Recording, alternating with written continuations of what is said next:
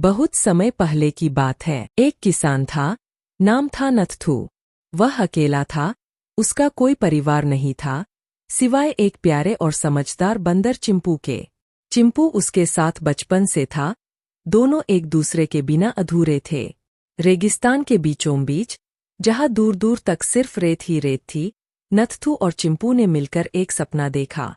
एक घर बनाएंगे, अपना घर, जहाँ छाव हो, सुकून हो और साथ हो।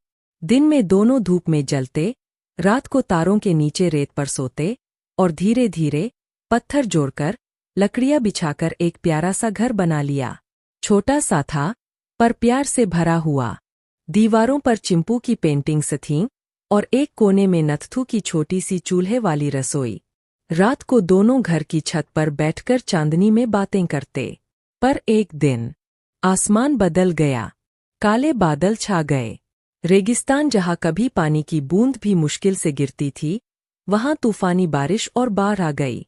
नथथू ने चिंपू को गोदी में उठाया और घर को बचाने की कोशिश की, पर सब कुछ बह गया। घर, सपने, यादें, सब पानी में डूब गए। नथथू बैठा रहा गीली रेत में, चिंपू उसकी गोद में चुपचाप, आंखों में आंसू थे, पर एक दूसरे का साथ था। बहुत समय पहले की बात है। एक किसान था, नाम था नथथू। वह अकेला था, उसका कोई परिवार नहीं था, सिवाय एक प्यारे और समझदार बंदर चिंपू के। चिंपू उसके साथ बचपन से था, दोनों एक दूसरे के बिना अधूरे थे। रेगिस्तान के बीचों बीच, जहाँ दूर दूर तक सिर्फ रेत ही रेत थी, नथथू और चिंपू ने मिलकर एक सपना देखा। एक घर बनाएंगे, अपना घर, जहाँ छाव हो, सुकून हो और साथ हो। दिन में दोनों धूप में जलते, रात को तारों के नीचे रेत पर सोते और धीरे धीरे पत्थर जोड़कर, लकड़ियाँ बिछाकर एक प्यारा सा घर बना लिया।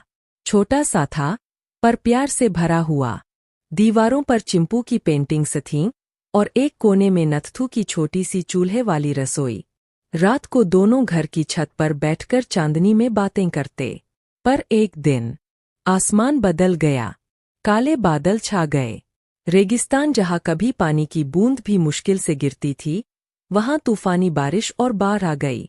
नथथू ने चिंपू को गोदी में उठाया और घर को बचाने की कोशिश की, पर सब कुछ बह गया।